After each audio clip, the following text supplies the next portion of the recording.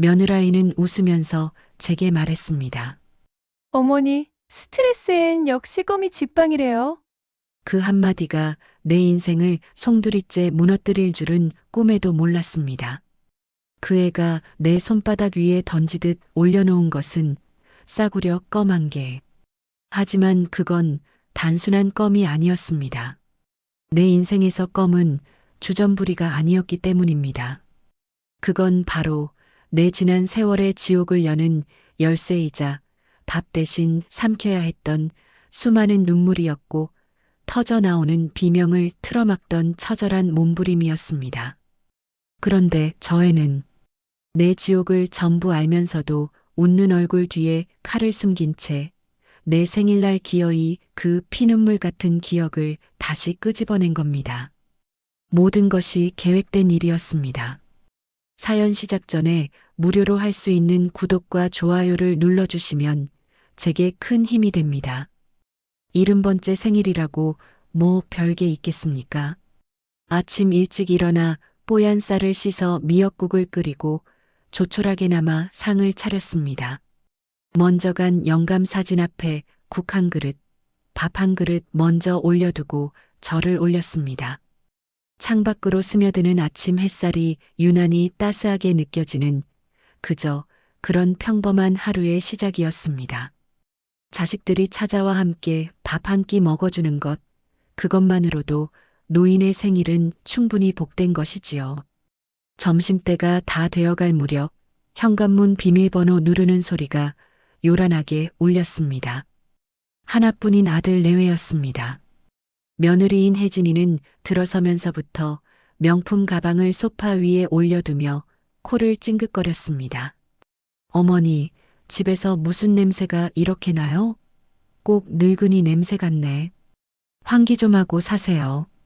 아들 녀석이 제 아내의 옆구리를 쿡 찔렀지만 혜진이는 아랑곳하지 않고 제 할 말을 다 했습니다. 그 애는 원래 그런 애였습니다. 부잣집 외동딸로 자라 세상 무서운 줄 모르고 하고 싶은 말은 해야 직성이 풀리는 성격이었지요. 약사라는 번듯한 직업에 남부러울 것 없는 친정까지 시장 좌판에서 김밥이나 팔던 저 같은 시어미는 안중에도 없을 만도 했습니다. 그래도 아들 하나 보고 여태껏 참고 살아왔습니다. 아가, 어서 와라. 너희들 온다고 해서 갈비찜 좀 했어. 앉아서 밥부터 먹자. 내 말에 혜진이는 질색하는 표정으로 손사래를 쳤습니다. 어머니, 저 요즘 클리닉에서 관리받는 거 모르세요? 그런 기름진 음식을 어떻게 먹어요? 그냥 저희는 밖에서 브런치 먹고 왔으니까 용건만 간단히 하고 갈게요. 용건이라는 말에 가슴 한구석이 시큰했습니다. 어미 생일이 얼굴 한번 비치고 가야 하는 귀찮은 용건이 되어버린 지는 이미 오래되었습니다. 아들 녀석은 멋쩍은 듯 제 머리를 극적이며 혜진이가 내민 작은 쇼핑백을 제게 건넸습니다. 엄마, 생신 축하드려요. 이거 혜진이가 준비한 선물이에요.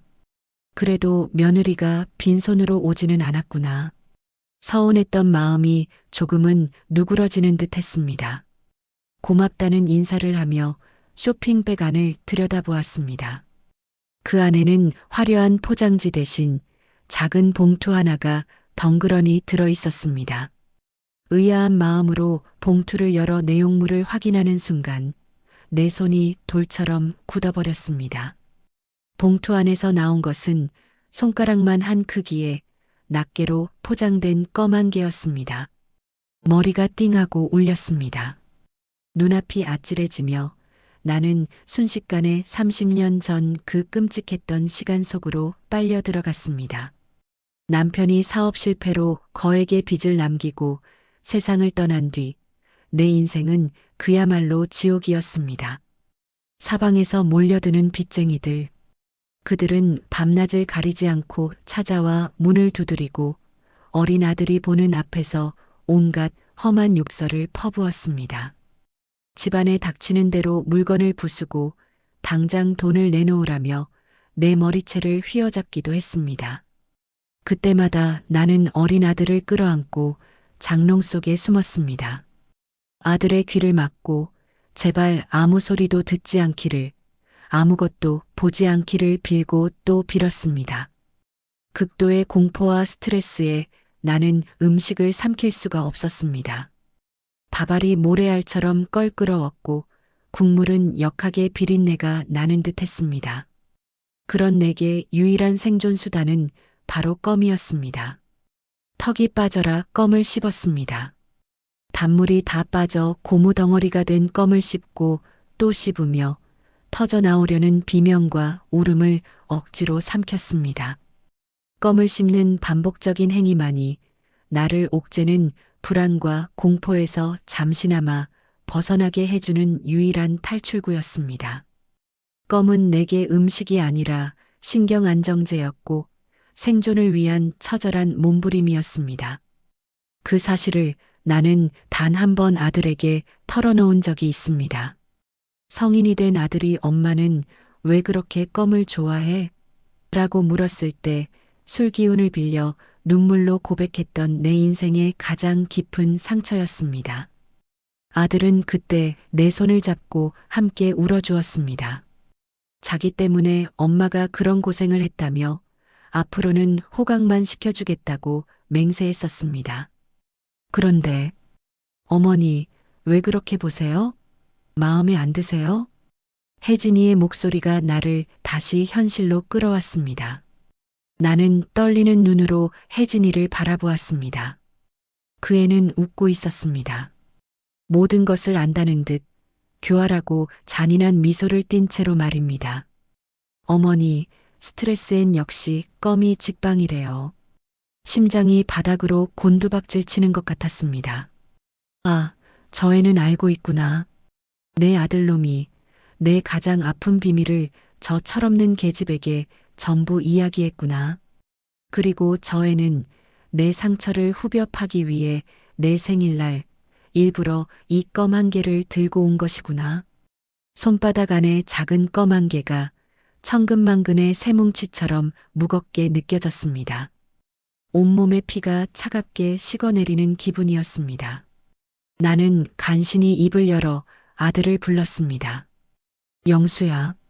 내 목소리는 나도 모르게 형편없이 떨리고 있었습니다. 이게 대체 무슨 짓이냐? 아들 녀석은 내 눈을 피했습니다. 그저 엄마 그게라며 우물쭈물할 뿐이었습니다. 혜진이가 그런 남편을 한심하다는 듯 쳐다보더니 보란 듯이 팔짱을 끼며 나섰습니다. 어머니, 뭘 그렇게 예민하게 구세요? 남편한테 어머니 사정 다 들었어요. 그래서 일부러 준비한 건데 약사인 제가 보증하는데요. 껌 씹는 게 실제로 스트레스 완화에 효과가 있다고요. 어머니 건강 생각해서 드리는 건데 왜 그렇게 기분 나빠하세요? 혹시 더 비싼 거라도 바란 거예요? 기가 막혀 말이 나오지 않았습니다. 사람의 상처를 헤집어 놓고 그것을 건강과 성의로 포장하는 저 뻔뻔함. 사람의 존엄성을 바닥까지 짓밟아 놓고도 조금의 죄책감도 느끼지 못하는 저 잔인함. 나는 더 이상 아무 말도 할 수 없었습니다. 그저 멍하니 손바닥 위에 놓인 껌 한 개와 내 앞에서 나를 비웃고 있는 며느리의 얼굴을 번갈아 볼 뿐이었습니다. 내 침묵을 긍정으로 해석한 건지 혜진이는 만족스러운 미소를 지으며 자리에서 일어났습니다. 그럼 저희는 이만 가볼게요. 식사 맛있게 하세요, 어머니. 아들 녀석은 끝까지 내 눈을 마주치지 못하고 제 아내의 뒤를 따라 도망치듯 현관을 나섰습니다. 쾅 하고 닫히는 문소리가 텅 빈 거실을 울렸습니다. 나는 그 자리에 한참을 못 박힌 듯 서 있었습니다. 식탁 위에는 내가 아들 내외를 위해 정성껏 차린 음식들이 온기를 잃어가고 있었습니다. 그리고 내 손바닥 위에는 내 인생의 모든 고통과 서름이 응축된 듯한 껌 한 개가 차갑게 놓여 있었습니다. 그때였습니다. 문득 뇌리를 스치는 며칠 전의 기억. 아들네 집에 반찬을 가져다 주었을 때 친구들과 시끄럽게 파티를 하던 며느리에게 내가 했던 말. 아가, 살림을 이렇게 해프게 하면 못 쓴다. 아기 없이 그저 늙은 어미의 걱정에서 나온 그 한마디에 며느리는 친구들 앞에서 모욕감으로 얼굴을 붉혔었습니다. 그리고 오늘 그 애는 웃으며 내게 껌한 개를 건넨 것입니다. 그제야 모든 것이 선명해졌습니다. 이것은 그날 내가 했던 가르침에 대한 가장 잔인하고 악독한 대답이었습니다. 어디서 감히 나를 가르치려 드느냐. 그러니 당신의 수준에 딱 맞는 이거나 받으시라는 서늘하고도 잔인한 응수였던 겁니다. 온몸에 소름이 돋았습니다. 나는 천천히 손안의 껌을 쳐다보았습니다. 내 눈에서는 더 이상 눈물이 흐르지 않았습니다. 대신 얼음장같이 차가운 분노가 심장 깊은 곳에서부터 피어오르기 시작했습니다. 그래, 좋다. 어디 한번 해보자. 나는 굳은 얼굴로 달력을 향해 걸어갔습니다. 그리고 다다음 주 토요일 날짜에 붉은색 펜으로 동그라미를 쳤습니다. 그곳에는 사돈 칠순 잔치라고 쓰여 있었습니다. 사람의 마음에 한번 박힌 못은 빼낸다고 해서 구멍이 사라지지 않는 법입니다. 그 구멍으로 평생 찬바람이 들고 덧난 상처는 흉터로 남아 평생을 따라다니지요. 혜진이가 내 생일날 던진 그 껌한 개는 내 마음에 새로운 못을 박은 것이 아니었습니다. 그저 이미 깊숙이 박혀있던 수많은 못들을 망치로 내려쳐 더 깊은 곳까지 쑤셔 박아 넣은 것과 같았습니다. 그날 이후 나는 며칠을 앓아누웠습니다. 밥맛도 없고 잠도 오지 않았습니다. 눈을 감으면 며느리의 그 비웃는 얼굴이 떠올랐고 눈을 뜨면 손바닥 위에 놓여있던 그 차가운 껌 한 개의 감촉이 되살아나 나를 괴롭혔습니다. 억울하고 분해서 견딜 수가 없었습니다. 아들 녀석에게 전화를 걸어 하소연이라도 하고 싶었지만 차마 그럴 수가 없었습니다. 제 어미의 찢어진 가슴보다 제 아내의 심기가 더 중요한 놈이라는 걸 나는 이미 뼈저리게 깨달았기 때문입니다. 그 애가 처음부터 저랬던 것은 아닙니다. 결혼 전 아들의 손을 잡고 우리 집에 처음 인사 왔을 때만 해도 혜진이는 참 싹싹하고 예의 바른 처녀였습니다. 부잣집 딸이라기에 콧대가 높을 줄 알았는데 내 누추한 집을 보고도 어머니, 집이 참 아늑하고 정겨워요라며 웃어주던 아이였습니다.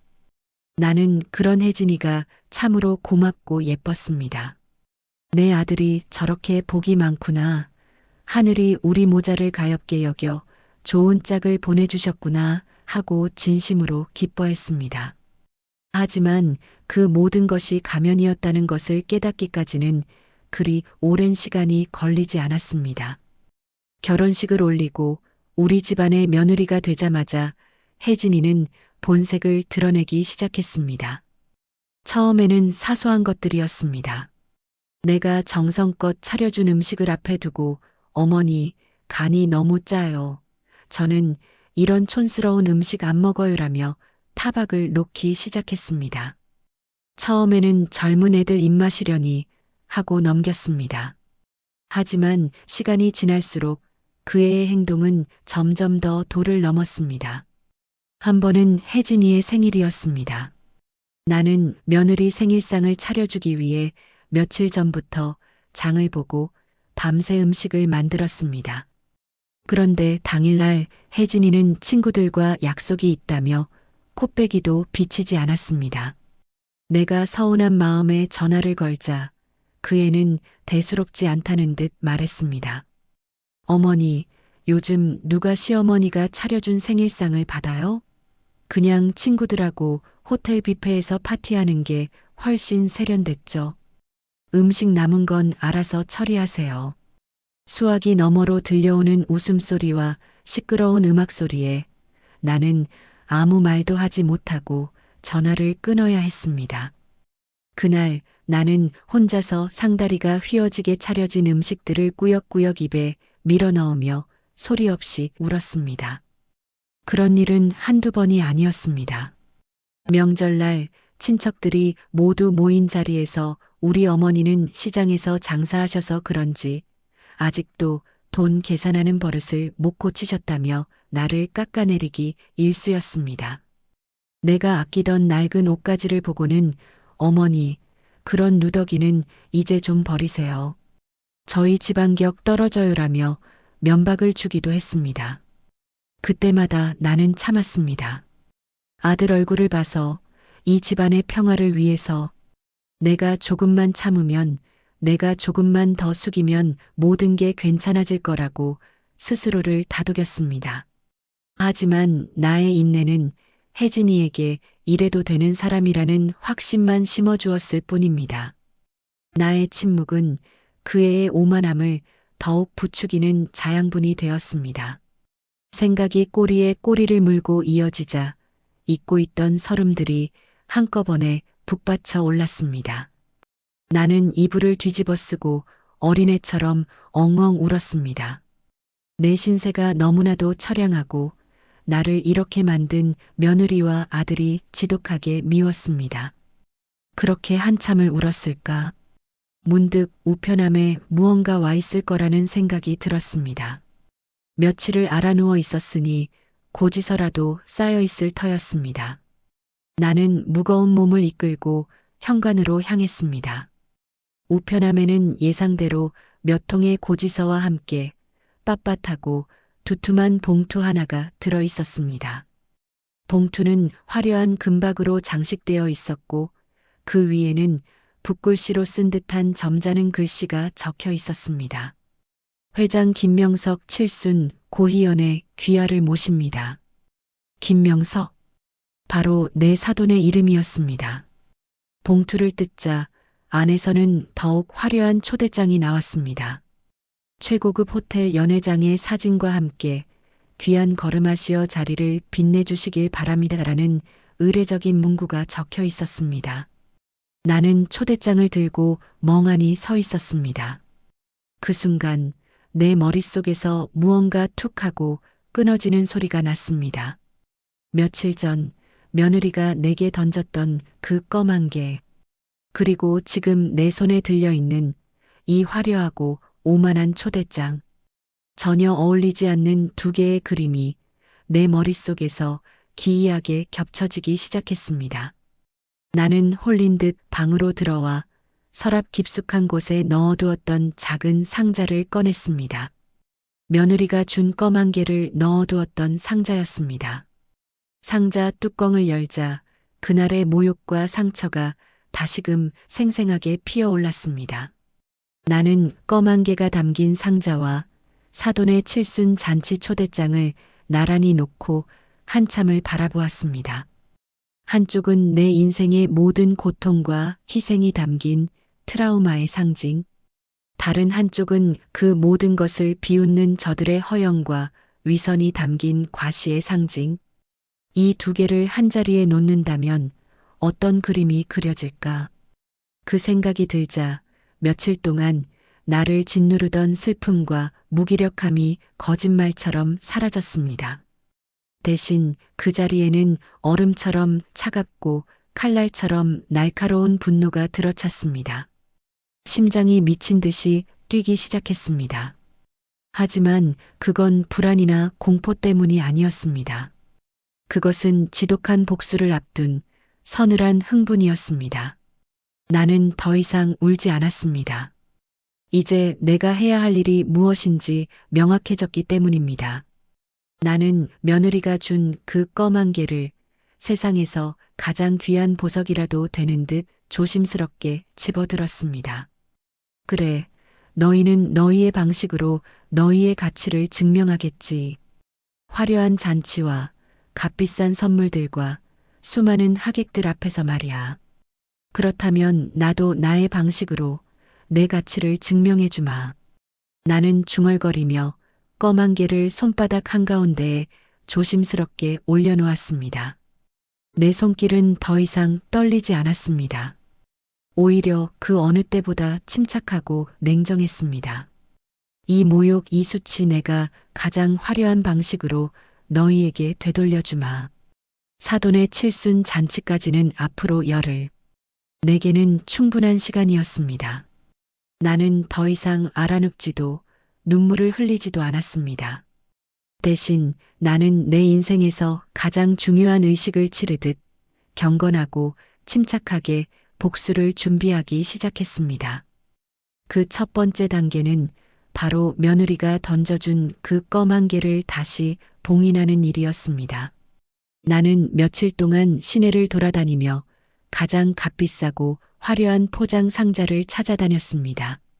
사람들은 고작 껌 한 개를 포장할 상자를 찾는 나를 이상한 눈으로 쳐다보았지만 나는 아랑곳하지 않았습니다. 이것은 단순한 포장이 아니었습니다. 내 모욕과 수치를 저들의 허영과 위선으로 완벽하게 감싸 되돌려주는 복수의 가장 중요한 첫 단추였기 때문입니다. 마침내 나는 백화점 가장 구석에 있는 수입 포장용품 가게에서 내가 원하던 것을 찾아냈습니다.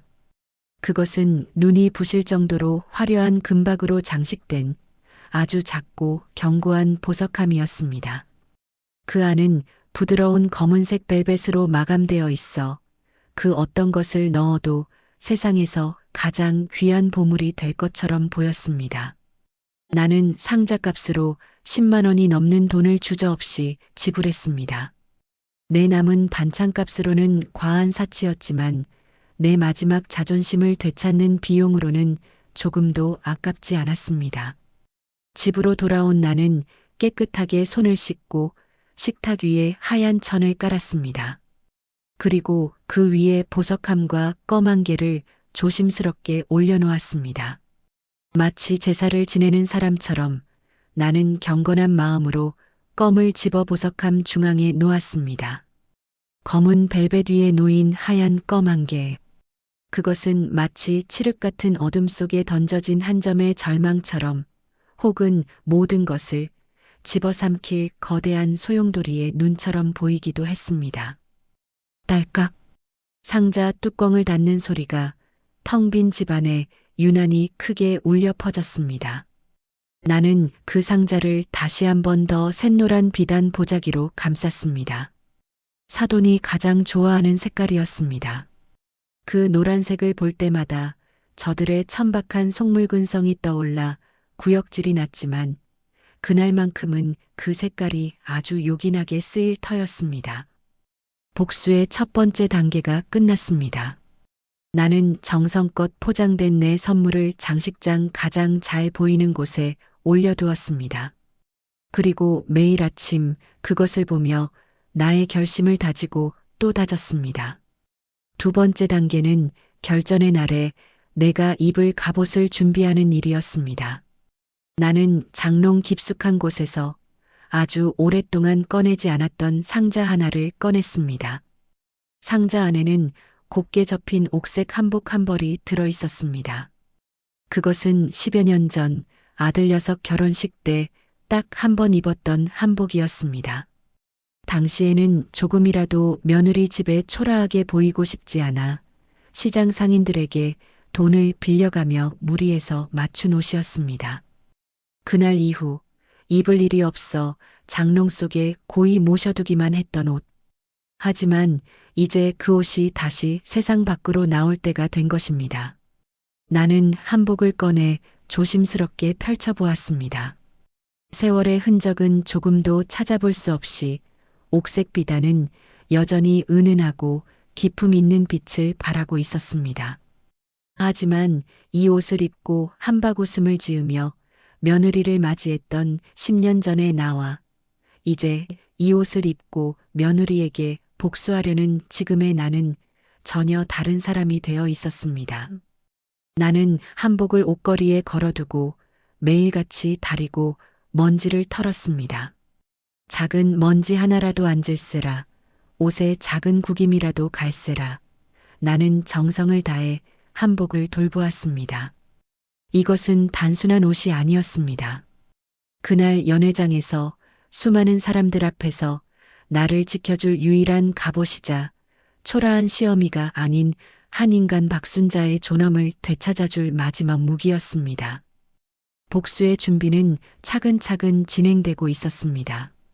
내 마음은 폭풍 전야처럼 고요했지만 머릿속은 그 어느 때보다 치열하게 움직였습니다. 나는 며느리와 사돈이 어떤 반응을 보일지, 하객들은 또 어떤 표정을 지을지, 그리고 내 하나뿐인 아들은 과연 누구의 편에 설 것인지 수만 가지의 경우의 수를 시뮬레이션하며 완벽한 복수의 시나리오를 그려나갔습니다. 그러던 어느 날 저녁이었습니다. 낯선 번호로 전화 한 통이 걸려왔습니다. 여보세요? 엄마. 아들 녀석이었습니다. 제 번호가 아닌 공중전화로 전화를 건 모양이었습니다. 아마 며느리 몰래 전화를 하는 것이겠지요. 왜 전화했어? 며느리 눈치 보여서 내 어미한테 전화 한 통 하기도 어렵더냐? 내 목소리는 나도 모르게 가시 돋친 듯 날카롭게 나갔습니다. 아들은 한숨을 푹 쉬며 말했습니다. 엄마, 미안해. 그날은 내가 정말 할 말이 없어. 할 말이 없겠지.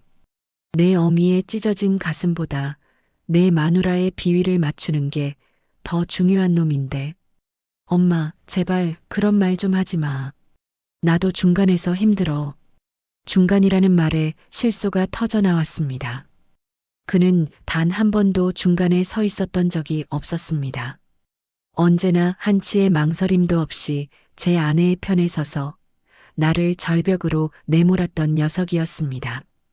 힘들면 어미한테 와서 하소연이라도 해야 하는 거 아니냐?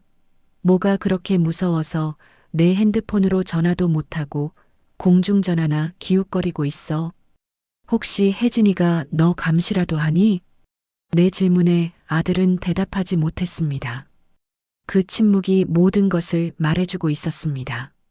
나는 마지막으로 아들을 시험해 보기로 했습니다. 어쩌면 아주 작은 희망이라도 남아있을지 모른다는 어리석은 기대를 품고서 영수야, 며칠 뒤가 사돈어른 칠순 잔치잖니. 그날 내가 너희 집에 가서 같이 출발해도 되겠니? 나 혼자 그 큰 호텔 찾아가기가 무서워서 그런다. 내 말에 아들은 한참을 망설였습니다. 수화기 너머로 그의 불안한 숨소리가 고스란히 전해져 왔습니다. 그리고 잠시 후 그는 기어들어가는 목소리로 대답했습니다. 엄마, 그게 혜진이가 엄마 따로 오셨으면 좋겠다고 해서 엄마 오시면 자기가 불편해서 하객들한테 제대로 인사도 못할 것 같다고. 거기까지였습니다. 내 마음속에 남아있던 마지막 한 줌의 미련과 기대가 그 순간 산산조각이 났습니다. 나는 더 이상 아들에게 아무것도 기대하지 않기로 했습니다. 그는 더 이상 내 아들이 아니었습니다. 그저 내 며느리의 충실한 남편일 뿐이었습니다. 나는 갑자기 웃음이 터져 나왔습니다. 처음에는 작은 실수였지만 이내 온 집안이 떠나가라 큰 소리로 웃기 시작했습니다. 수화기 너머의 아들은 내 웃음소리에 당황한 듯 엄마, 왜 그래? 괜찮아? 라고 물었지만 나는 대답하지 않았습니다. 한참을 웃고 나니 이상하게도 마음이 편안해졌습니다. 모든 것이 명확해졌습니다. 나는 더 이상 망설일 필요가 없었습니다. 아니다. 내가 괜한 부탁을 했구나. 너희끼리 가거라. 나는 나 혼자 알아서 갈 테니 아무 걱정하지 말고. 나는 내 감정을 완벽하게 숨긴 채 아주 평온한 목소리로 말했습니다. 그리고 끊는다는 말과 함께 내 손으로 직접 전화기를 내려놓았습니다. 뚜뚜뚜. 기계적으로 끊어진 통화음이 아들에 대한 내 마지막 기대를 산산조각 내는 소리처럼 들렸습니다. 나는 자리에서 일어나 옷걸이에 걸린 옥색 한복을 천천히 쓰다듬었습니다. 이제 모든 준비는 끝났습니다. 나는 더 이상 외롭지도 슬프지도 않았습니다.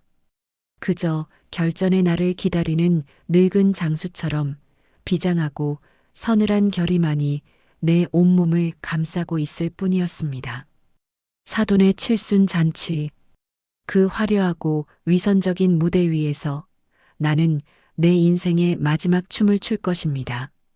그리고 그 춤이 끝났을 때 누가 웃고 누가 울게 될지는 하늘만이 알고 있겠지요. 나는 창밖에 짙은 어둠을 바라보며 조용히 그날을 기다렸습니다. 전쟁터에 나가는 장수는 가장 좋은 갑옷을 입고 가장 날카로운 칼을 든다고 합니다.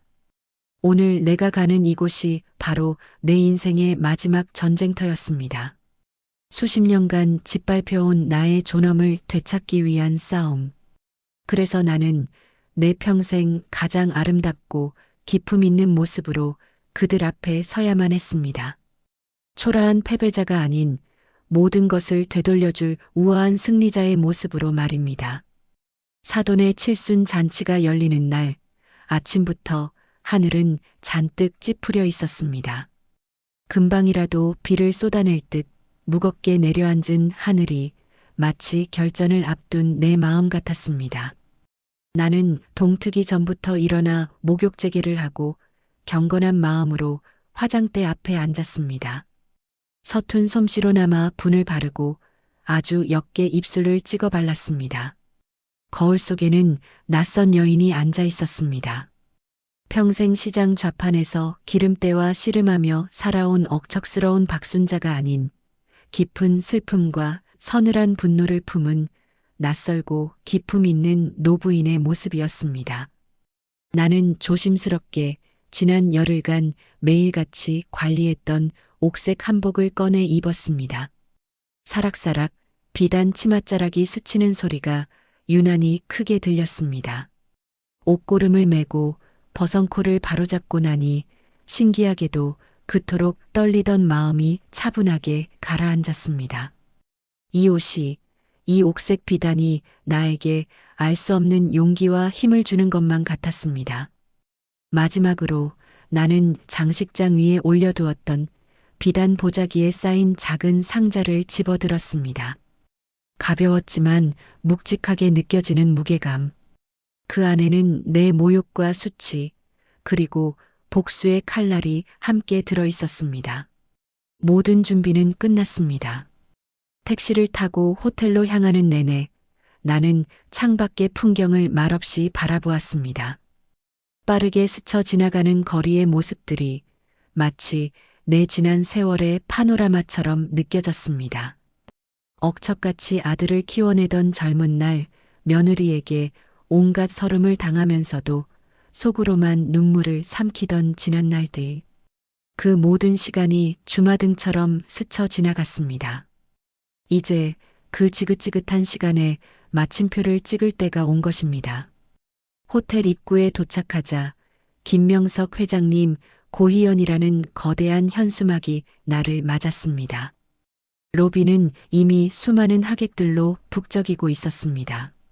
값비싼 양복과 화려한 드레스로 치장한 사람들. 그들은 서로의 부와 지위를 과시하며 웃고 떠들기에 바빴습니다. 그들 사이를 흐르는 공기마저도 나와는 이질적인 값비싼 향수 냄새와 위선적인 웃음소리로 가득 차 있었습니다. 나는 그들의 허영 가득한 세상을 조용히 가로질러 연회장으로 향했습니다. 연회장 입구에서는 내 아들과 며느리 그리고 사돈 내외가 하객들을 맞이하고 있었습니다. 특히 내 며느리 혜진이는 머리부터 발끝까지 수백만 원은 좋게 넘어 보이는 화려한 드레스로 치장한 채 여왕이라도 된 듯 거만한 미소를 짓고 있었습니다. 그녀의 목에는 내가 평생 벌어도 만져보지 못할 다이아몬드 목걸이가 번쩍이고 있었고 그 빛은 마치 자신의 부와 계급을 과시하는 무언의 선언처럼 느껴졌습니다. 내가 나타나자 그들의 얼굴에 순간 당혹감이 스쳐 지나갔습니다. 아마도 내가 늘 그렇듯 시장에서 입던 낡고 초라한 옷차림으로 잔치 구석에서 조용히 밥이나 먹다 갈 것이라고 예상했겠지요. 하지만 옥색 비단 한복을 곱게 차려입고 흐트러짐 없는 자세로 걸어오는 내 모습은 그들의 예상을 완전히 빗나간 것이었습니다. 내 등장은 그들이 연출한 완벽한 그림에 튄 예상치 못한 이질적인 물감 한 방울과도 같았습니다. 가장 먼저 정신을 차린 것은 혜진이었습니다.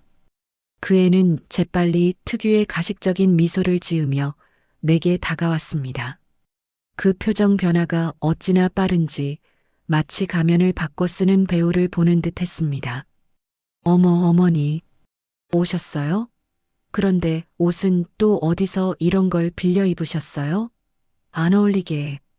그냥 평소처럼 하고 오시지. 괜히 무리하신 거 아니에요? 그 말에는 당신 같은 사람이 입기엔 과분한 옷이라는 경멸과 당신의 등장이 내 잔치를 망칠까 우려된다는 경계심이 교묘하게 섞여 있었습니다. 나는 그 말에 아무 대답도 하지 않았습니다. 그저 내 앞에 선 며느리의 얼굴을 빤히 쳐다볼 뿐이었습니다. 내 침묵이 때로는 그 어떤 말보다 더 큰 무기가 될 수 있다는 것을 나는 알고 있었습니다. 내 침묵이 어색했던지 며느리 혜진이가 한 걸음 더 다가와 마치 걱정하는 척하며 내 팔을 은근히 잡아 끌었습니다. 어머니, 여긴 손님들 인사드리는 곳이라 복잡하니 우선 안으로 들어가서 앉아 계세요. 제가 좋은 자리로 안내해 드릴게요. 그 애는 모든 사람이 들을 수 있을 만큼 큰 목소리로 아주 상냥하게 말했습니다.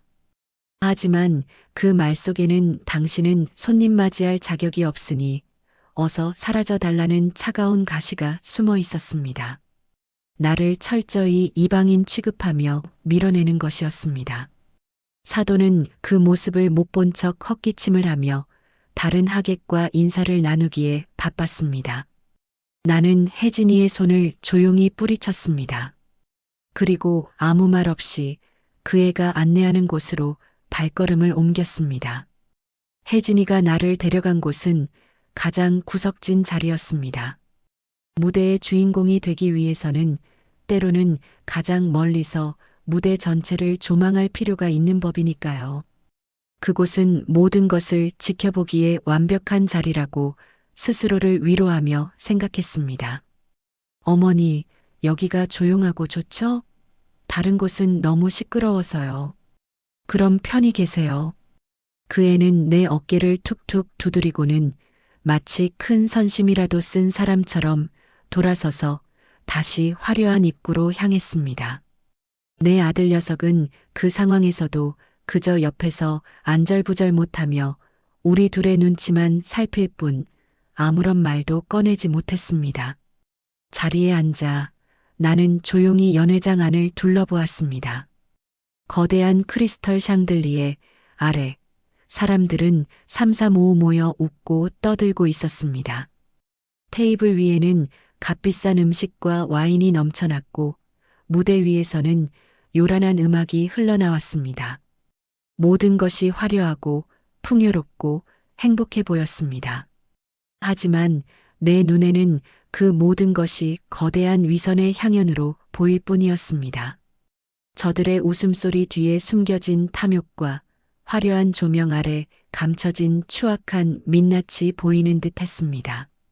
나는 사돈 내외가 앉아있는 중앙 테이블을 지켜보았습니다. 사돈은 연신 찾아오는 하객들의 손을 잡고 자신의 성공과 인맥을 과시하기에 바빴습니다. 그의 목소리는 유난히 컸고 제스처는 과장되었습니다. 마치 온 세상에 내가 바로 이만큼 대단한 사람이다라고 외치는 것만 같았습니다. 혜진이는 그 옆에 딱 붙어 앉아 마치 자신이 오늘의 주인공이라도 되는 양교태를 부리고 있었습니다. 그녀는 주변 사람들에게 남편이 얼마나 유능한지 자신이 얼마나 행복한 결혼 생활을 하고 있는지를 쉴 새 없이 떠들어댔습니다. 물론 그 이야기 속에 가난한 시어머니인 나의 존재는 철저히 지워져 있었습니다. 내 아들 녀석은 그저 멋쩍은 표정으로 서서 장인장 모 곁을 지켰습니다. 그는 마치 주인이 시키는 대로 움직이는 충실한 개처럼 말입니다. 그 모습에 내 속에서는 천불이 났지만 나는 겉으로 아무런 표정도 드러내지 않았습니다. 저 자리에 내 자리는 없었습니다. 애초부터 저들의 세상에 내가 낄 자리는 없었던 것입니다. 나는 오늘 그 사실을 확인하러 온 것이 아니라 그들에게 깨우쳐 주러 온 것이었습니다. 시간이 흐르고 잔치의 분위기는 점점 더 무르익어 갔습니다. 사회자의 요란한 진행에 맞춰 사돈의 업적을 칭송하는 영상이 상영되고 유명하다는 가수가 나와 축가를 불렀습니다. 하객들은 박수를 치고 환호성을 질렀습니다. 그 모든 소음 속에서 나는 오직 내 심장 소리만을 들을 수 있었습니다. 쿵, 쿵, 쿵. 점점 더 빠르고 강렬하게 울리는 북소리처럼 나는 무릎 위에 놓인 비단 보자기에 쌓인 내 선물을 가만히 쓰다듬었습니다. 아직 때가 아니었습니다. 이 화려한 위선의 축제가 절정에 달했을 때 가장 높은 곳에서 가장 낮은 곳으로 추락시켜야만 내 복수는 완성될 수 있었습니다. 나는 다시 고개를 들어 무대 위에서 웃고 있는 사람들의 얼굴을 바라보았습니다. 웃어라. 지금 마음껏 웃어두어라. 너희의 그 역겨운 웃음소리가 곧 비명으로 바뀌게 될 테니. 폭풍이 몰아치기 직전의 고요함. 나는 그 숨막히는 긴장감 속에서 조용히, 아주 조용히 나의 때를 기다리고 있었습니다. 창밖에서는 마침내 참지 못하고 굵은 빗방울이 떨어지기 시작했습니다. 마치 곧이어 펼쳐질 거대한 비극의 서막을 알리는 것처럼 그 빗소리가 내 복수의 행진곡처럼 들려왔습니다. 시간이 흐를수록 연회장 안의 공기는 더욱 뜨겁게 달아올랐습니다. 사람들의 웃음소리와 잔 부딪히는 소리, 요란한 음악 소리가 한데 뒤엉켜 마치 거대한 용광로처럼 들끓었습니다. 하지만 그 뜨거운 열기 속에서도 나 혼자만은 얼음장 같은 냉정함을 유지하고 있었습니다. 나는 그저 구석진 자리에 조용히 앉아 무대 위에서 펼쳐지는 저들의 역겨운 연극을 한 편의 희극처럼 관람할 뿐이었습니다. 내 시선은 자연스럽게 중앙 테이블 그 중에서도 내 아들 녀석에게로 향했습니다. 녀석은 잠시도 자리에 앉아있지를 못했습니다. 사돈인 김 회장이 손짓만 하면 그는 기다렸다는 듯 달려가 술잔을 채웠습니다. 혜진이의 어머니, 즉 사부인이 덥다는 신용만 해도 그는 쏜살같이 달려가 에어컨 온도를 조절했습니다. 심지어 혜진이가 여보, 나 발 아파라고 투정을 부리자 그는 수많은 하객들이 보는 앞에서 무릎을 꿇고 앉아 제 아내의 구두를 벗기고 발을 주물러 주기까지 했습니다. 그 모습을 지켜보는 하객들은 이야, 김서방이 아주 아내를 하늘처럼 모시네. 김 회장님은 사위 하나는 정말 잘 얻으셨어라며 칭찬을 쏟아냈습니다.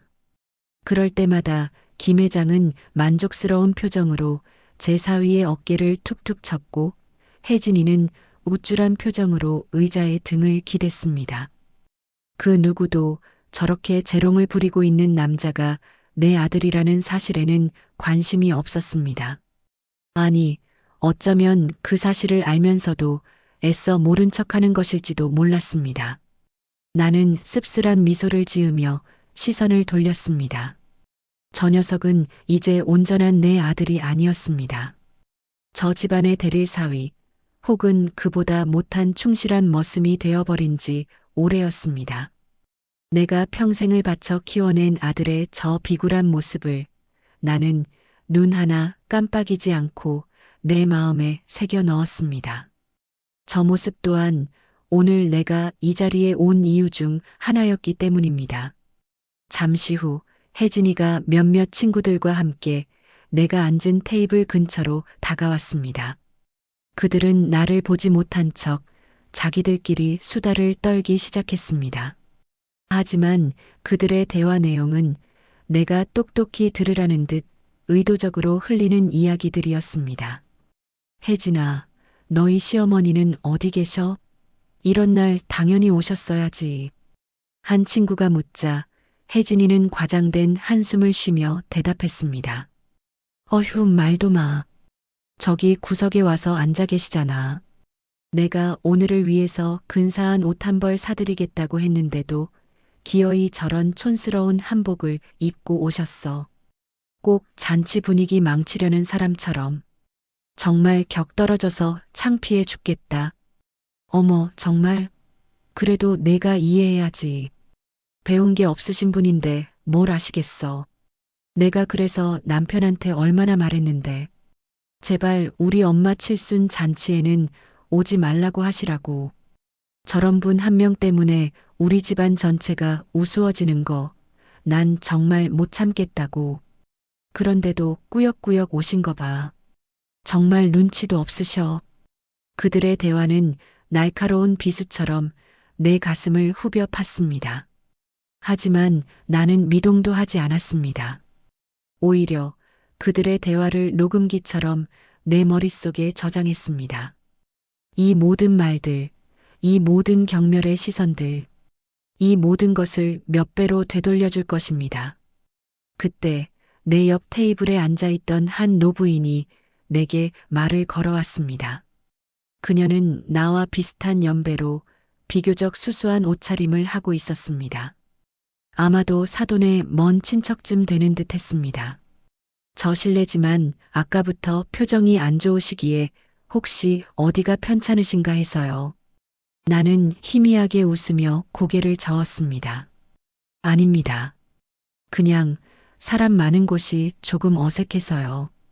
그러시군요. 저도 그렇습니다. 저렇게 화려한 건 제겐 영 맞지 않는 옷이라 사실 오늘 이 자리에 온 것도 명석이, 아니, 김 회장 때문이 아니라 돌아가신 그 이와의 의리 때문이지요. 노부인은 아련한 눈빛으로 무대 위를 바라보며 말을 이었습니다. 옛날에 김 회장이 사업하다 크게 망해서 길거리에 나앉을 뻔했을 때 우리 영감이 자기 퇴직금 전부를 털어서 도와줬더랬지요. 그때는 참 의리 있고 좋은 사람인 줄 알았는데 사람이 돈이 생기니 저렇게 변하더군요. 우리 영감 장례식 때는 코빼기도 안 비치더니 자기 칠순 잔치에는 이렇게 사람들을 바글바글 불러 모은 것 좀 보세요. 참 씁쓸합니다. 나는 노부인의 말에 아무 대답도 하지 않았습니다. 하지만 속으로는 고개를 끄덕이고 있었습니다. 역시나 저들의 그 오만하고 아나무인인 태도는 하루아침에 생긴 것이 아니었던 것입니다. 은혜를 원수로 갚고도 부끄러움을 모르는 저 본성. 그러니 제 며느리가, 아니, 저들의 딸이 내게 그런 끔찍한 짓을 하고도 눈 하나 깜빡하지 않았던 것이겠지요. 모든 것이 제자리를 찾아가는 기분이었습니다. 나는 더 이상 그들의 행동에 의문을 품지 않기로 했습니다. 그저 저들은 원래 그런 사람들이었던 것뿐입니다. 나는 옆자리의 노부인에게 조용히 고개를 숙여 감사를 표했습니다. 더 이상 다른 이야기는 필요 없었습니다. 내 손에 들린 이 검한 개와 내 가슴 속에 응어리진 진실만으로도 저들의 화려한 성을 무너뜨리기에는 충분했습니다. 잔치는 점점 더 절정을 향해 치닫고 있었습니다. 사회자가 목청을 높여 이제 오늘의 하이라이트인 가족들의 선물 증정 및 감사 편지 낭독 시간이 돌아왔다고 외쳤습니다. 가장 먼저 무대에 오른 것은 내 아들과 며느리였습니다. 혜진이는 마치 자신이 준비한 연극을 발표하는 배우처럼 과장된 몸짓으로 마이크 앞에 섰습니다. 사랑하는 우리 아빠, 엄마. 오늘 아빠의 칠순을 진심으로 축하드려요. 두 분의 사랑과 헌신 덕분에 제가 이렇게 행복하게 살고 있답니다. 특히 저희 신랑을 보면 두 분이 얼마나 사람 보는 눈이 정확하신지 알 수 있어요. 비록 가진 것 없는 집안에서 자랐지만 성실하고 착해서 제가 데리고 사는 남자랍니다. 앞으로 저희 두 사람 부모님께 효도하며 예쁘게 잘 살겠습니다. 그 애는 나를 보란 듯이 쳐다보며 가진 것 없는 집안이라는 말에 힘을 주어 말했습니다. 연회장 곳곳에서 작게 웃음소리가 터져 나왔습니다. 나는 그 모든 조롱을 묵묵히 받아냈습니다. 괜찮다. 지금 웃는 자가 마지막에 우는 법이니까. 이제 곧 내 차례가 다가오고 있었습니다. 나는 무릎 위에 놓인 비단 보자기에 쌓인 내 선물을 다시 한번 고쳐 잡았습니다. 심장은 이상할 정도로 평온했습니다. 마치 폭풍의 눈 한가운데에 들어와 있는 것처럼. 창밖에서는 빗줄기가 더욱 거세지고 있었습니다. 이제 막이 오를 시간이었습니다. 다음은 오늘의 주인공이신 김명석 회장님의 사부인이시자 우리 신랑의 어머니이신 박순자 여사님의 선물 증정이 있겠습니다. 어머니, 무대 위로 올라와 주시지요. 며느리 아이의 목소리에는 나를 향한 조롱과 함께 어서 이 귀찮은 순서를 끝내버리고 싶다는 짜증이 노골적으로 섞여 있었습니다. 하지만 그 애는 몰랐을 겁니다.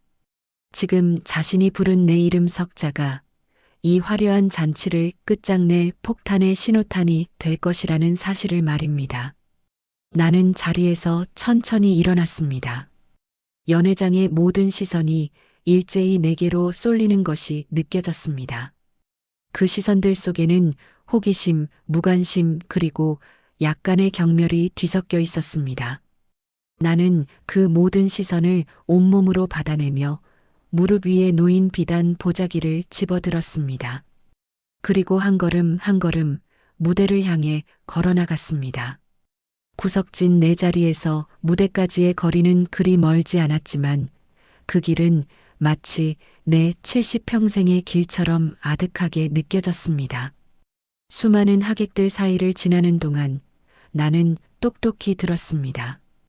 그들이 나누는 경멸의 속삭임을 말입니다. 저 할머니가 그 사부인이야? 사돈간의 격이 안 맞는 것 같네. 그러게 말이야. 며느리가 저렇게 잘났는데 시어머니는 영. 김서방이 고생이 많겠어. 들고 있는 저 보따리는 또 뭐야? 촌스럽게. 설마 저런 걸 선물이라고 주는 건 아니겠지?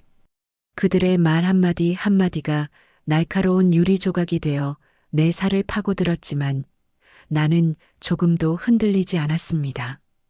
오히려 나는 속으로 웃고 있었습니다. 그래, 더 떠들어라. 더 비웃어라. 너희의 그 오만한 혀가 잠시 후 얼마나 무참하게 잘려나가게 될지 아무것도 모른 채 말이다. 무대 위로 올라서자 눈이 부실 정도로 환한 조명이 나를 덮쳤습니다. 나는 잠시 눈을 찡그렸지만 이내 익숙해졌습니다. 오늘은 내가 이 조명의 주인공이 되어야만 했습니다. 사돈 내외는 의자에 앉아 나를 올려다보고 있었습니다. 사돈인 김 회장은 빨리 끝내라는 듯 지루한 표정이었고 그의 아내는 부채질을 하며 내 차림새를 못마땅한 듯 훑어보고 있었습니다. 내 며느리 혜진이는 마지못해 박수를 치면서도 눈으로는 제발 이상한 짓만 하지 말라는 경고를 보내고 있었습니다. 나는 그들의 앞에 섰습니다. 그리고 내가 들고 온 비단 보자기를 오늘의 주인공인 사돈 김 회장의 무릎 위에 공손히 올려놓았습니다. 사돈 어른, 칠순을 진심으로 축하드립니다. 변변치 않지만 제 성의입니다. 내 목소리는 떨림 하나 없이 맑고 차분했습니다.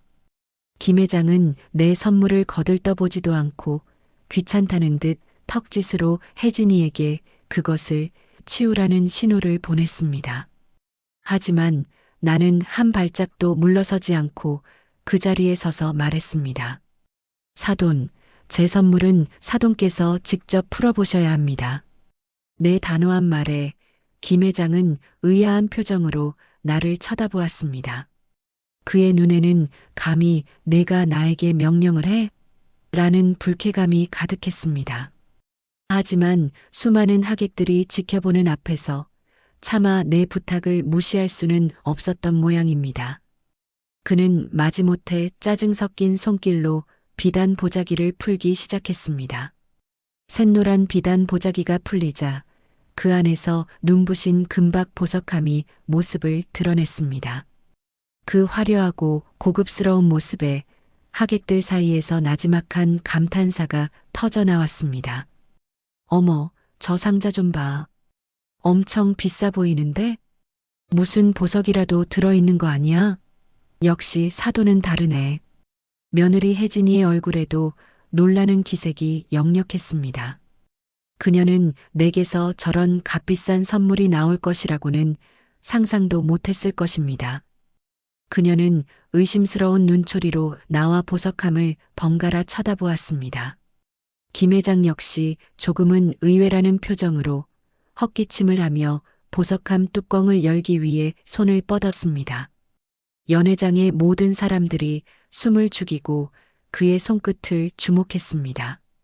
그 작은 상자 안에 무엇이 들어있을지 모두가 궁금해하는 순간이었습니다.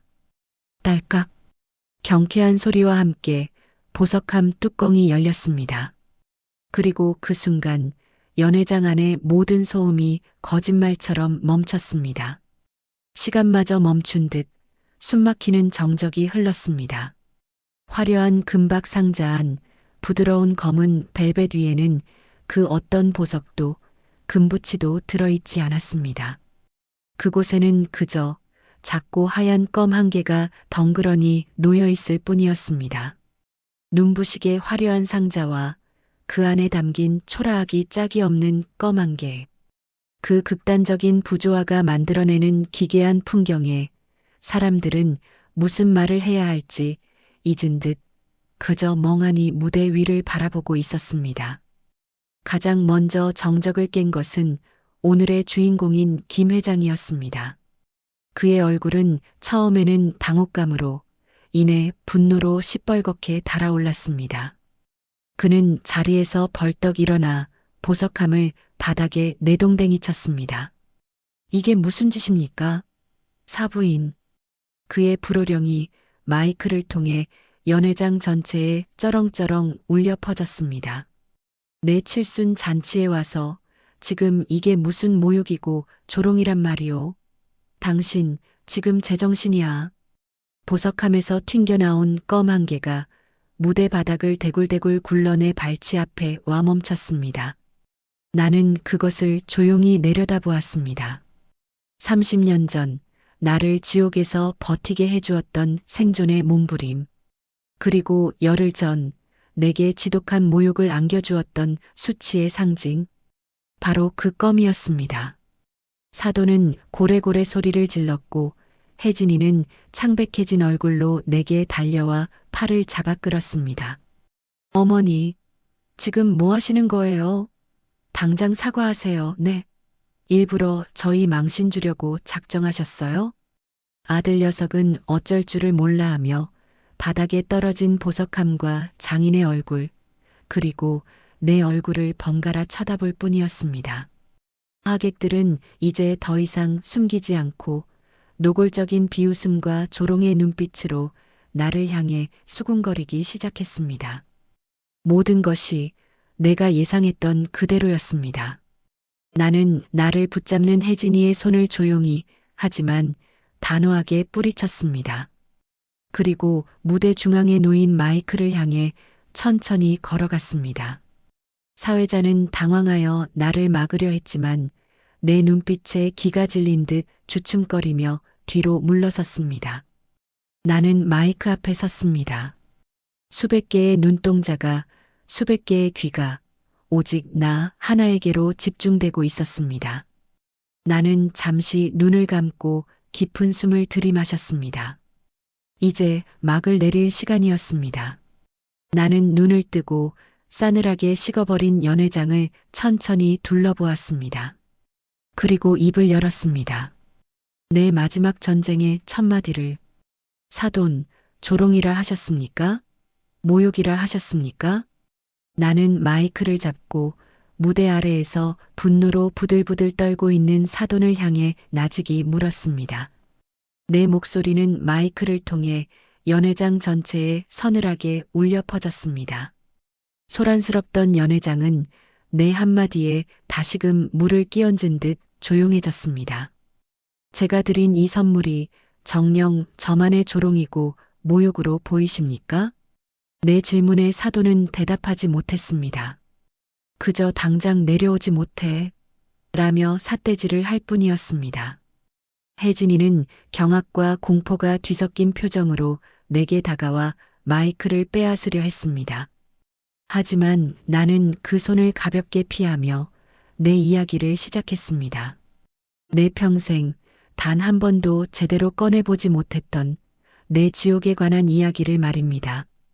여기 계신 하객 여러분, 그리고 제 아들과 며느리, 사돈 내외분들, 제가 오늘 드린 이 선물이 왜 껌 한 개인지 궁금하지 않으십니까? 나는 연회장을 천천히 둘러보며 말했습니다. 사람들은 숨을 죽이고 내 입술만 쳐다보고 있었습니다.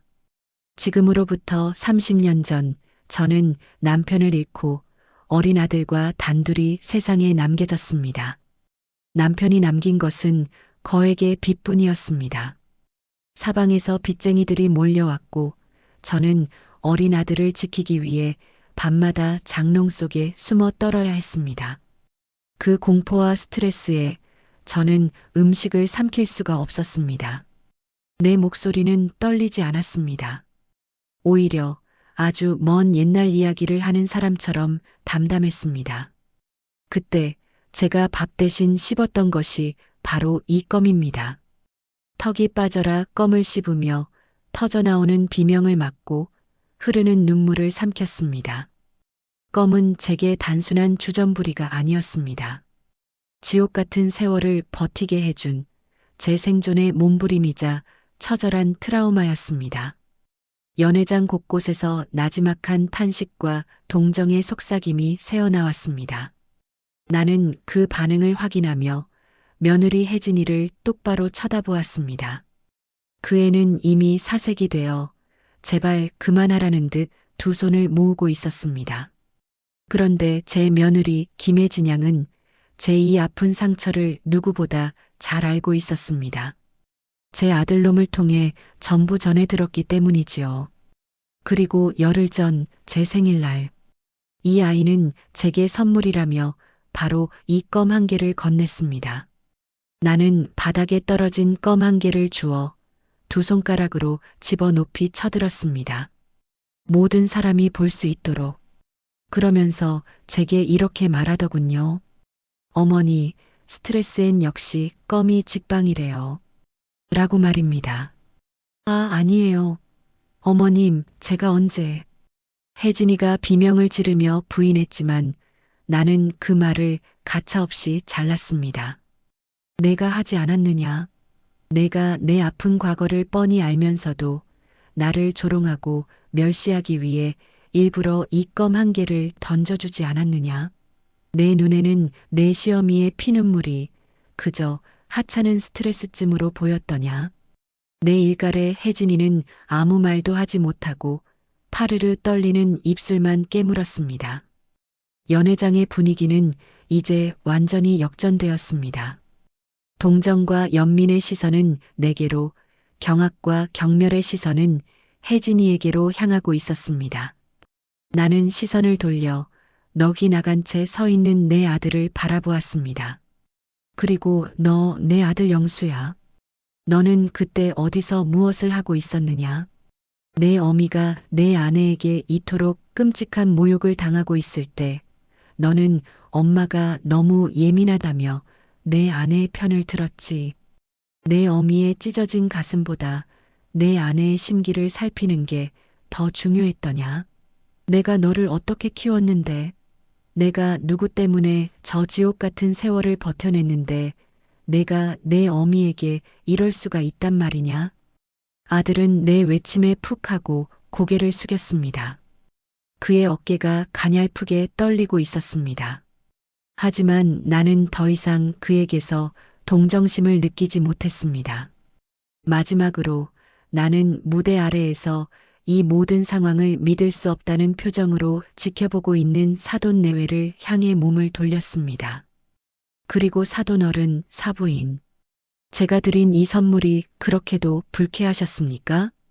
나는 차갑게 웃으며 말했습니다. 저는 오늘 이 자리에 오기 전까지 사돈께서 과거의 사업에 실패하여 길거리에 나앉을 뻔했다는 사실을 전혀 몰랐습니다.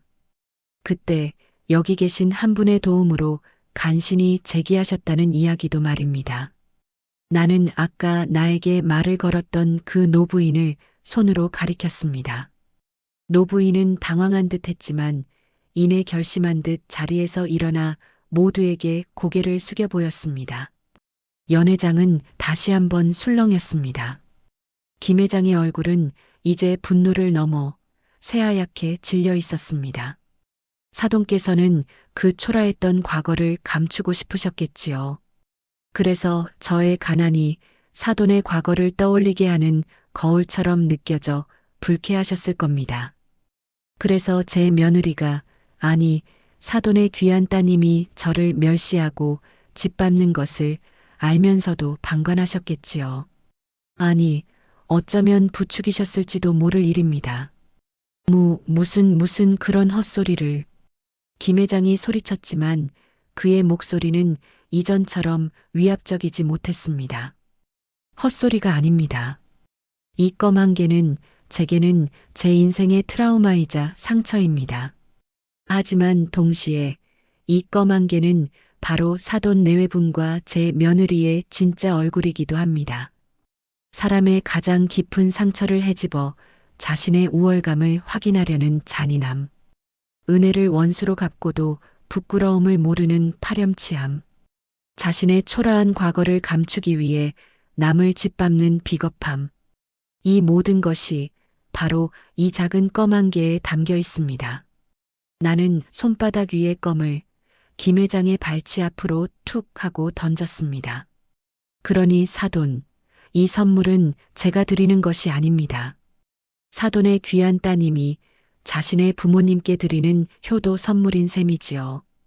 부디 이 껌을 받으시고 당신들이 어떤 인생을 살아왔는지, 그리고 자식을 어떻게 키웠는지 깊이 되돌아보시길 바랍니다. 그리고 저는 마이크를 제자리에 내려놓았습니다. 내 역할은 이제 끝났습니다. 복수가 끝났지만 이상하게도 후련함보다는 깊은 허무함이 밀려왔습니다. 하지만 후회는 없었습니다.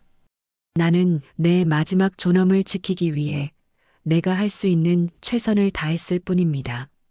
내 마지막 말이 연 회장의 메아리처럼 울려 퍼진 후 한동안 그 누구도 입을 열지 못했습니다. 시간마저 얼어붙은 듯한 그 정적 속에서 사람들은 그저 무너져 내린 사돈 일가와 무대 위에 홀로 서 있는 나를 번갈아 쳐다볼 뿐이었습니다. 김 회장은 바닥에 주저앉은 채 넋이 나간 사람처럼 허공만 응시하고 있었습니다. 평생을 바쳐 쌓아 올린 그의 명성과 체면이 한순간에 모래성처럼 무너져 내린 충격을 감당하지 못하는 듯 보였습니다. 그의 아내는 더 이상 흐느끼지도 못한 채 하얗게 질린 얼굴로 입술만 파르르 떨고 있었습니다. 그리고 내 며느리 혜진이, 그토록 거만하고 오만했던 아이는 이제 모든 것을 잃은 폐잔병처럼 텅 빈 눈으로 바닥만 내려다보고 있었습니다. 그녀의 화려한 드레스와 값비싼 보석들이 오히려 그녀의 초라함을 더욱 극명하게 드러내는 듯 했습니다. 그 모든 것이 그녀의 것이 아니었음을 증명하듯이 말입니다. 내 아들 영수는 차마 고개를 들지 못하고 있었습니다. 그는 제 아내에게 다가가지도 장인에게 다가가지도 못하고 그저 무대 아래에서 어찌할 바를 모른 채 서성일 뿐이었습니다. 아마도 그는 이 모든 비극이 자신의 어리석음과 비겁함에서 시작되었다는 것을 이제야 깨닫고 있는 것이겠지요. 하객들은 더 이상 수군거리지 않았습니다. 그들의 얼굴에는 이제 조롱이나 비웃음 대신 당혹감과 약간의 경외감마저 서려 있었습니다. 아무도 시장 좌판에서 장사나 하던 이 초라한 늙은이가 저토록 화려한 가문을 한순간에 무너뜨릴 것이라고는 상상도 못했을 것입니다. 그들은 자신들이 방금 목격한 것이 단순한 가족 싸움이 아니라 한 인간의 존엄이 걸린 처절한 투쟁이었음을 깨닫고 있었습니다. 나는 그 모든 풍경을 아주 잠시 동안 눈에 담았습니다. 나는 더 이상 그들을 쳐다보지 않았습니다. 그들이 앞으로 어떤 치욕을 감당해야 할지는 이제 내 소관이 아니었습니다. 나는 조용히 무대 뒤편으로 걸어나갔습니다. 아수라장이 된 연회장을 등지고 내 인생의 마지막 전쟁터를 떠나는 늙고 지친 승리자처럼 호텔 밖으로 나오자 거세게 내리치던 비가 거짓말처럼 그쳐 있었습니다. 비에 젖은 아스팔트 냄새가 싱그럽게 코끝을 스쳤습니다. 나는 깊게 숨을 들이마셨습니다. 평생 나를 짓누르던 무거운 돌덩이가 사라진 듯 가슴이 시원하고 자유로웠습니다. 그때 내 볼을 타고 눈물 한 방울이 흘러내렸습니다. 하지만 그 눈물은 짜지 않았습니다. 오히려 비 온 뒤의 공기처럼 맑고 시원했습니다.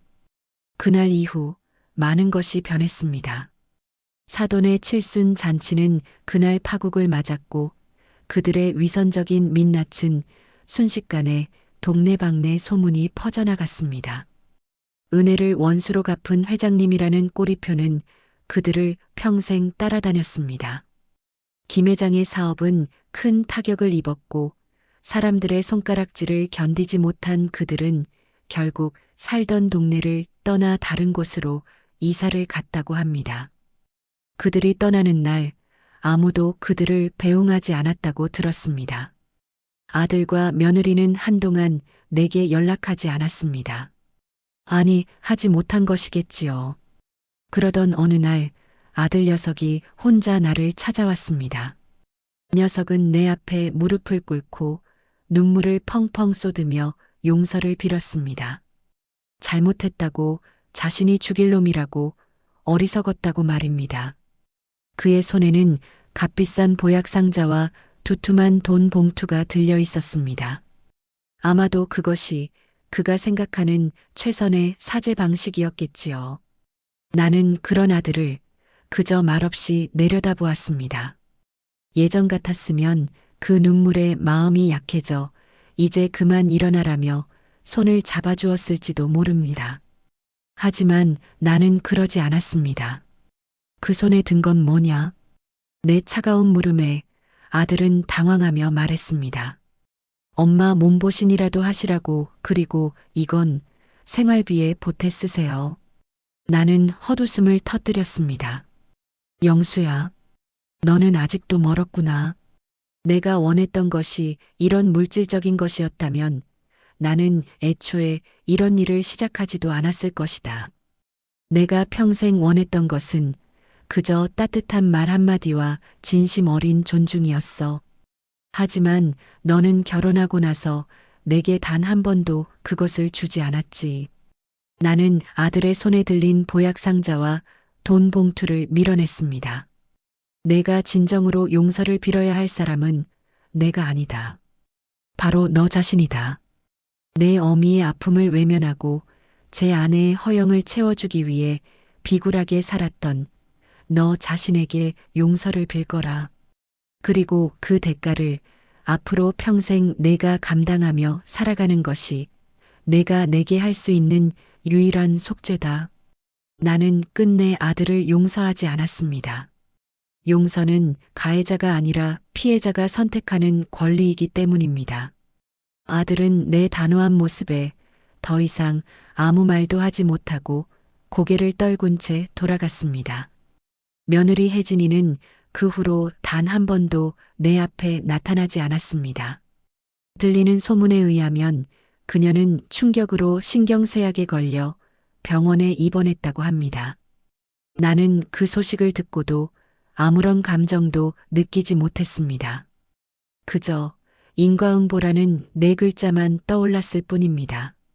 뿌린 대로 거두는 것. 그것이 세상의 이치니까요. 나는 이제 혼자입니다. 하지만 더 이상 외롭지 않습니다. 오히려 내 인생에서 지금이 가장 평온하고 자유롭습니다. 나는 다시 시장에 나가기 시작했습니다.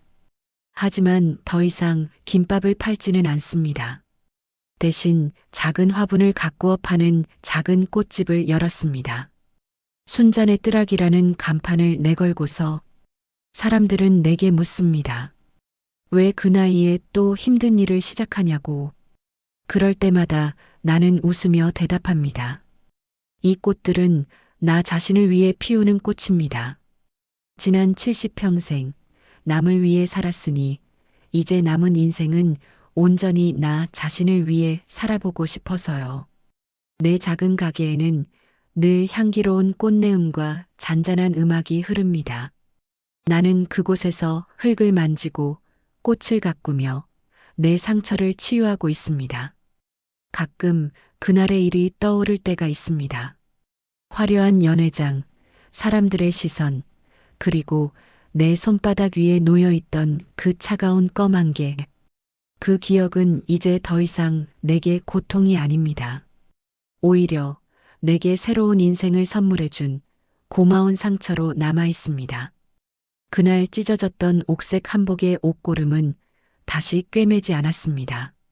그 상처마저도 이제는 온전히 나의 역사이고 나의 일부이기 때문입니다. 남겨진 흉터는 내가 얼마나 치열하게 내 삶을 살아냈는지를 증명하는 명예로운 훈장과도 같은 것이니까요. 이제 나는 압니다.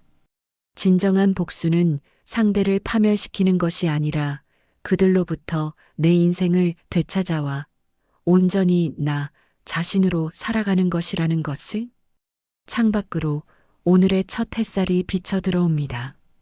나는 작은 화분에 물을 주며 그 따스한 햇살을 온몸으로 맞이합니다. 내 인생의 두 번째 장은 이렇게 평온하고 향기롭게 시작되고 있었습니다. 여러분이라면 과연 어떻게 하셨을까요? 저처럼 당신의 존엄을 위해 싸울 용기가 있으신가요? 그 대답은 아마 여러분 각자의 마음속에 있을 것입니다. 오늘 이야기는 한 사람의 존엄성이 짓밟혔을 때 그 상처와 분노가 우리를 어디까지 데려갈 수 있는지를 보여주고 있습니다. 우리 인생에는 누구나 후회되는 순간이 있습니다. 며느리처럼 돌이킬 수 없는 오만함으로 상처를 주었을 수도 있고 순자 씨처럼 억울한 마음에 분노를 삼키며 살아왔을 수도 있습니다. 하지만 중요한 것은 과거에 얽매이는 것이 아니라 그 상처를 딛고 우리가 어떤 선택을 하느냐입니다. 어쩌면 여러분 곁에도 진심 어린 사과를 기다리는 사람이 있을지 모릅니다. 혹은 여러분 자신이 누군가를 용서하지 못한 채 아파하고 있을 수도 있겠지요. 오늘 순자 씨의 이야기가 여러분의 마음에 자신의 존엄을 지킬 수 있는 작은 용기가 되었기를 바랍니다. 앞으로도 여러분의 마음을 울리는 다양한 이야기로 찾아뵙겠습니다. 채널 구독과 좋아요 버튼으로 저희와 함께 해주시면 감사하겠습니다.